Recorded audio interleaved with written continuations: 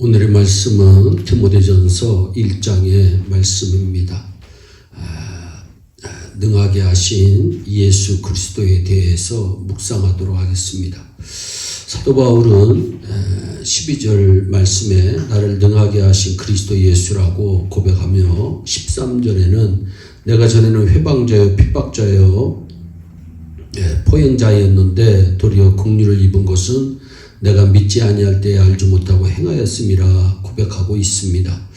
바울은 하나님의 교회를 핍박하고 나아가 그리스도를 핍박했던 잔인하고 추악한 과거를 지닌 사람으로 도저히 하나님의 은혜를 받을 수 없는 구제불능의 사람이었음에도 불구하고 자신을 복음 전도자가 되게 해주신 것에 대해서 하나님께 감사하고 있습니다.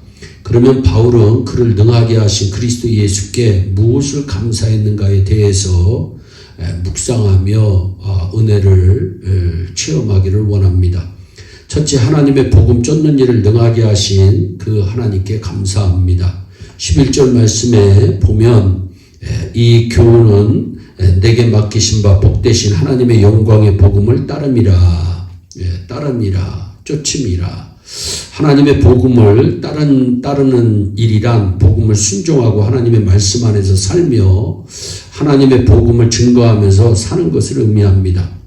이 일은 사람의 힘으로는 감당하기 어렵습니다. 하나님께서 능력을 주셔야 감당할 수 있습니다. 사도 바울은 하나님의 복음 따르는 일을 능하게 하신 하나님께 감사했습니다. 또한 직분 감당하는 일을 능하게 하심을 사도 바울은 감사합니다. 12절 말씀입니다. 나를 능하게 하신 그리스도 예수 우리 주께 내가 감사함은 나를 충성되이 여겨 내게 직분을 맡기십니다. 바울은 자신을 충성되이 여겨 복음 전파의 직분을 맡겨주시고 그 직분을 잘 감당할 수 있도록 능력을 주신 하나님께 감사했습니다. 하나님을 섬기는 우리는 다 하나님께 사명을 받은 자입니다. 하나님은 우리에게 직분을 맡기실 때 감당할 수 있는 능력도 함께 부여해 주시는 줄로 믿습니다. 할 수 없는 것을 할 수 있게 하시고 안 되는 것을 되게 하시며 없는 것을 있게 하시는 것이 곧 하나님의 능력입니다. 우리가 직분 맡았을 때 가장 귀한 일은 충성입니다. 그래서 고린도전서 4장 2절에 맡은 자들에게 구할 것은 충성이니라 말씀합니다.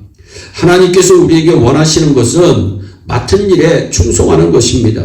하나님께서는 작은 일에 충성할 때 많은 것을 맡기신다고 약속하셨습니다. 마태복음 25장 23절입니다. 그 주인이 이르되 잘하였도다 착하고 충성된 조가 네가 작은 일에 충성하였으며 내가 많은 것으로 내게 맡기리니 내 주인의 즐거움에 참여할지어다.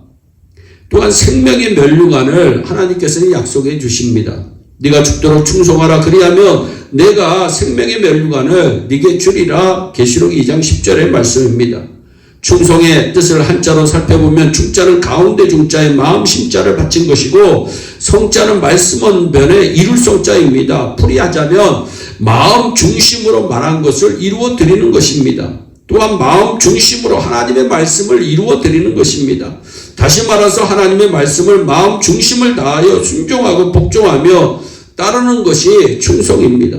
이와 같은 마음 중심을 다해서 충성하는 자에게 하나님께서 복을 주실 줄 믿으시기를 바랍니다.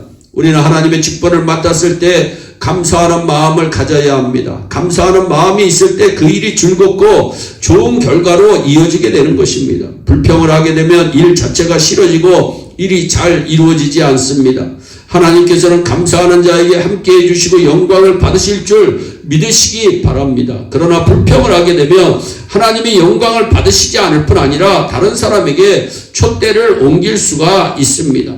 하나님께서는 에레미야서 48장 10절에 여호와의 일을 태만히 하는 자는 저주를 받을 것이요 말씀합니다. 무서운 말씀입니다. 여러분, 여호와의 일을 게으르게 행하면 안 됩니다. 부지런하게 행해야 되는 것입니다. 또한 직분이 귀한 줄 알고 직분에 대한 책임감이 강한 자가 그 직분에 충성을 다합니다. 그리고 말이 없는 사람이 충성을 잘합니다.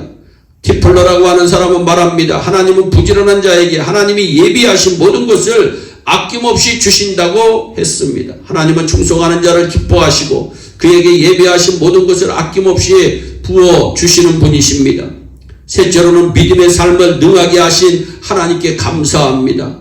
14절 말씀입니다. 우리 주의 은혜가 그리스도 예수 안에 있는 믿음과 사랑과 함께 넘치도록 풍성하였도다. 아멘. 믿음의 삶은 사람이 결심하고 결단하여 노력한다고 잘 지켜지는 삶이 아닙니다. 믿음도 하나님이 주시는 것입니다. 그래서 우리가 부르는 찬송 가운데 믿음도 주소서라고 하는 가사가 있습니다. 누가복음 17장 5절에 보면 우리에게 믿음을 더하소서라고 하나님께 믿음을 구한 기도의 내용이 나옵니다.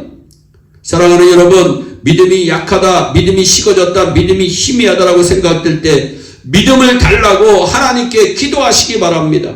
믿음이 살아있을 때 하나님께서 역사해 주실 줄 믿으시기를 바랍니다. 누가복음 22장 42절에 내가 너를 위하여 내 믿음이 떨어지지 않기를 기도하였느니 너는 돌이킨 후에 내 형제를 굳게 하라고 예수님께서 말씀하셨습니다.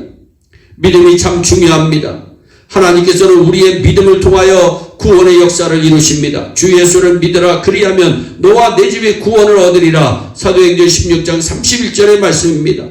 삼믿음의 소유자가 될 때 소망이 이루어지게 하십니다. 믿음은 바라는 것들의 실상이요 히브리서 11장 1절입니다.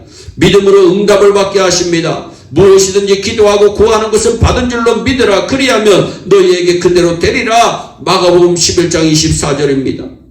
우리가 기도해도 믿음으로 응답을 받는 것입니다. 마지막으로 믿음으로 행할 때 기적이 나타납니다. 믿는 자들에게 이런 표적이 따르니 곧 저희가 내 이름으로 귀신을 쫓아내며 새 방언을 말하며 뱀을 집으며 무슨 독을 마실지라도 해를 받지 아니하며 병든 사람에게 손을 얻는 즉 나으리라 하시더라. 마가복음 16장 17절 18절입니다. 하나를 더 덧붙이자면 믿음으로 성령을 받게 하십니다. 나를 믿는 자는 성경의 이름과 같이 그 배에서 생수의 강이 흘러나리라 하시니 이는 그를 믿는 자의 받을 성령을 가리켜 말씀하신 것이다. 요한복음 7장 38절 39절의 말씀입니다. 사랑하는 여러분, 사도 바울은 그로 하여금 하나님의 복음을 따르는 일과 직분을 감당하는 일과 믿음의 삶을 능하게 하신 예수 그리스도께 감사했습니다.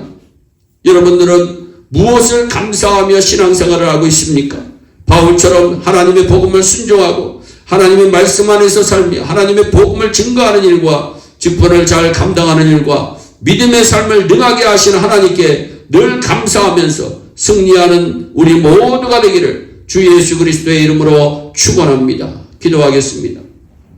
사랑의 하나님 참 감사합니다. 우리를 능하게 하시는 예수 그리스도께 감사와 찬송과 영광을 올려드립니다. 오 주여, 우리에게 믿음을 더하여 주시옵소서. 우리 예일교회 온 성도들에게 믿음을 더하여 주시옵소서. 하나님을 잘 섬기는 믿음을 더하여 주시옵소서. 감사하고 예수님의 이름으로 기도하옵나이다. 아멘.